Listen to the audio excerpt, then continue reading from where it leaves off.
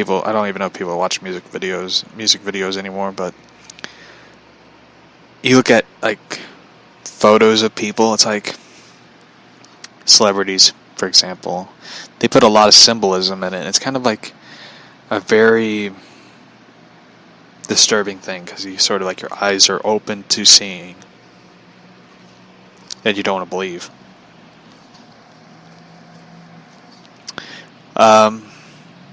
There is stuff in the movie Eyes Wide Shut that you have to fast forward,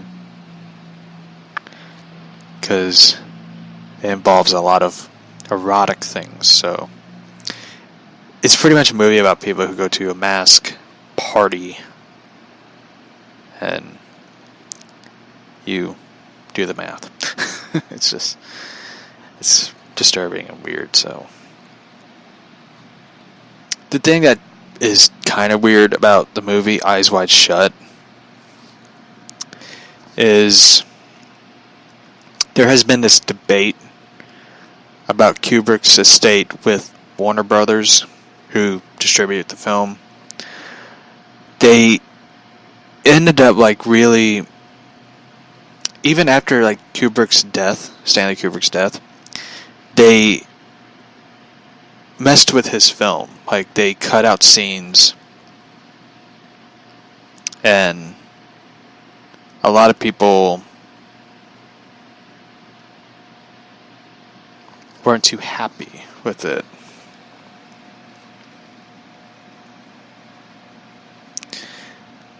And because the reason of it is that studio wanted to censor half his stuff, because Kubrick's film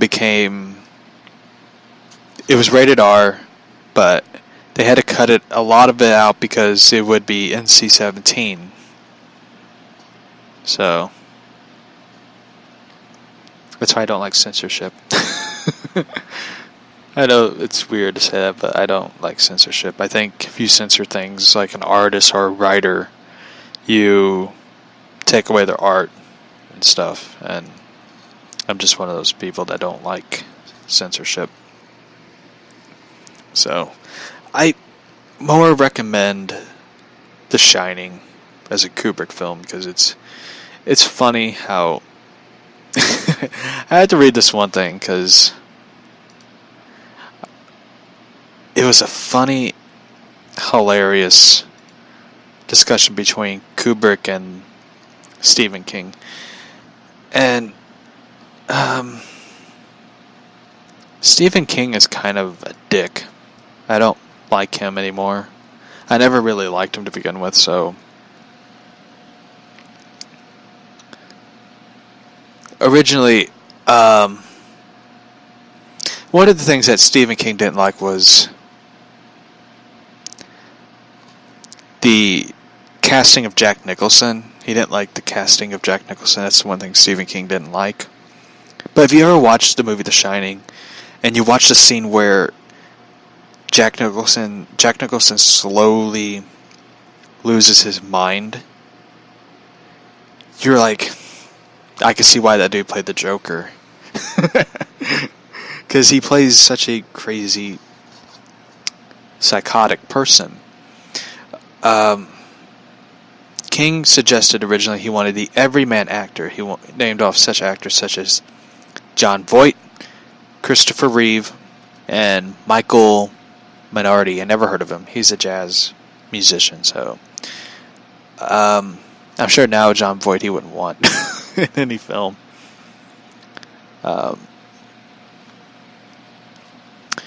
King also criticized Shelley Duvall's performance, saying she basically was just there to scream and be stupid. That's not the woman I wrote about. Shelley Duvall did an amazing job, even though she sort of lost her mind. I wouldn't say lose her mind, but she sort of had like a mental breakdown, which I feel horrible for her. So if you ever watch, there's like behind the scene footage between Kubrick and Duvall, and they sort of clash. So King described Kubrick as being a man who thinks too much and feels too little. The remark is about Kubrick's obsession and detachment approach to people. It kind of sounds like me. I do have a bizarre obsession with things, so. He also referenced Kubrick's skepticism about people and the supernatural. Holy shit, is he talking about me? Because it's kind of funny though. A lot of people always say I'm very detached from others. And I'm always a skeptic, so.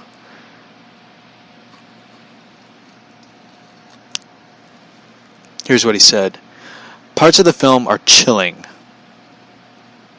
And and challenges the charge of claustrophobia, fear. But others fall flat. Not that religion has to be involved in horror, but the visual stories of skepticism and the questions of immorality, immortal stuff, such as inhuman. Sorry. I'm just laughing at some of the stuff King tries to say about Kubrick.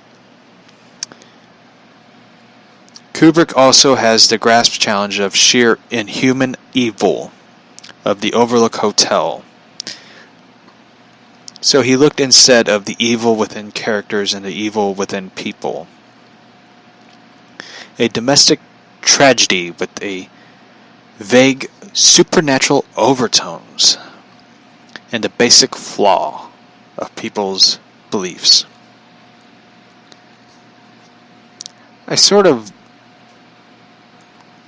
know, when I look at The Shining, the movie, but I know they made like a Stephen King version, which is like about the supernatural aspect in The Shining, the Stephen King version. The supernatural of it sort of takes the story of people out of it. You know, it's like, for example, I watched Stephen King's The Shining, and I try to remember how many brain cells I did not lose that day. But the parts of the kid seeing a floating man in the air is absolutely the stupidest fucking thing I have ever seen. You just look at it and you're like, okay, Stephen King was high while writing this story. Because, I mean, who thinks of like this crazy idea of like, you know, it'd be a great idea?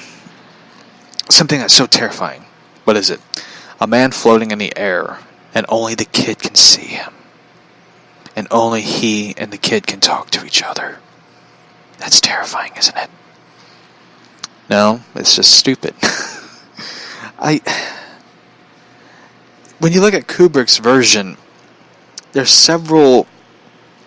you leave with several questions of the movie. Especially the ending where it shows like a 1930s party and Jack Nicholson's character is in the photo. You're left with the question of, what did I just watch? What does that even mean? What just happened? Was he a ghost? Was he a reincarnation of the man in the photo? And the thing is, him seeing people in the hotel, like the bartender, which they did as a running gag with the blockbuster South Park episode.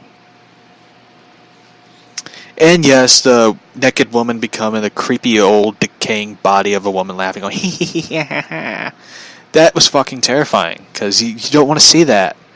You don't want to see saggy parts of a person's body coming at you. That scared the shit out of you. That's what happens. And, oh my god, I gotta tell this story. Let me find it. And my sister sent this to me on Snapchat. It was a Snapchat story.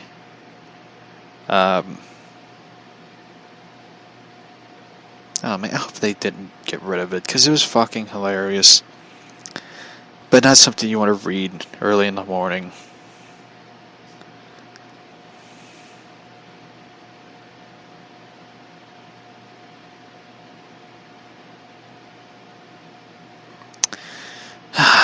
shit, they deleted it. It was funny as shit, so... One person, I love my haunted house. The house that inspired to film The Conjuring. Sorry, that's not the story.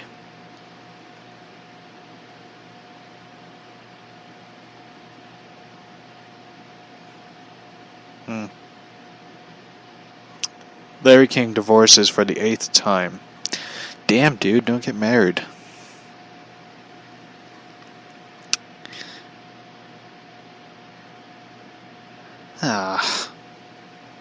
They deleted it. That sucks. I'll find it. It was a good story, by the way.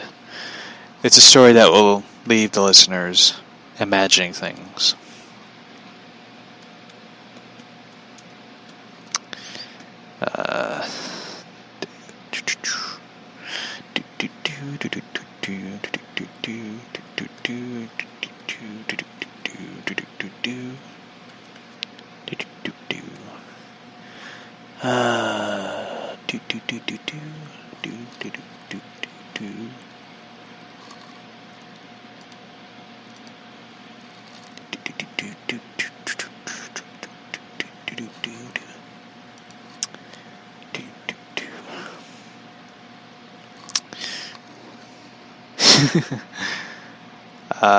I'm trying to find it, so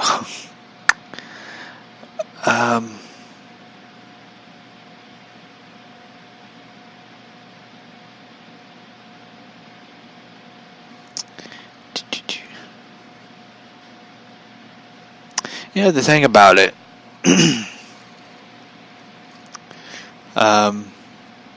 about the Stephen King criticism of The Shining is, I think Stephen King got upset with The Shining because Kubrick told a more interesting story than Stephen King did with his novel. And I know a lot of people who are probably Stephen King fans are disagreement of that, but you look at the entire story of the film, being trapped in a hotel. I mean, I wouldn't say trapped, but being the caretakers of a hotel, and it's like wintertime, and you really can't go anywhere.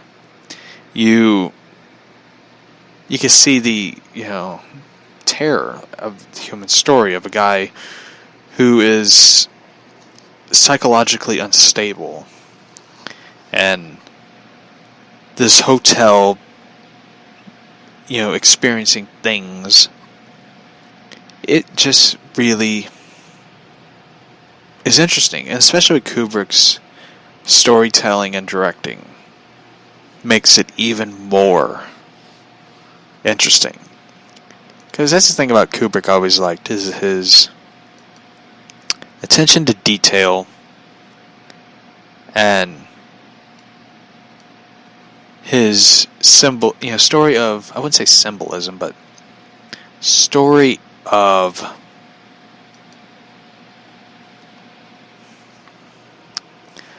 small details. Like people got to the point where they made a documentary believing of the moon landing. Like Kubrick was involved in the fake moon landing, and my cat just ran into the door. Are you okay? She's fine, by the way. So she was like running around like a racetrack and hit the door.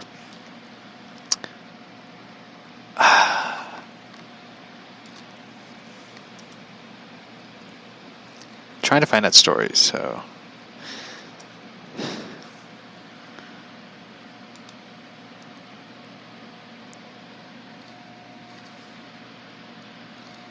bear with me.